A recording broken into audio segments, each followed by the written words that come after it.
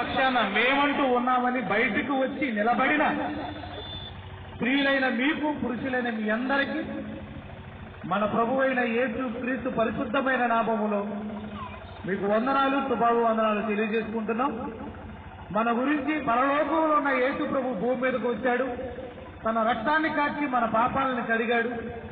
ఆయన గురించి ఆయన నమ్మిన అనేక మంది క్రైస్తవులు ఈ బిక్కవోలు ప్రాంతంలో ఉంటే వారిలో కొద్ది మందైన మీరు మాత్రమే పరలోకం నుండి భూమి మీదకు వచ్చినట్టుగా ఇంట్లో ఉన్న మీరందరూ కూడా క్రీస్తు ప్రేమను మీలో చూపించడానికి బయటకు వచ్చి క్రీస్తు మీద, క్రైస్తవుల మీద జరుగుతున్న దాడులకు మరి ఎదురు నిలబడిన మీ అందరికీ కూడా సగౌరవంగా మీకు అందరికీ వందనాలు చెల్లించుకుంటున్నాం.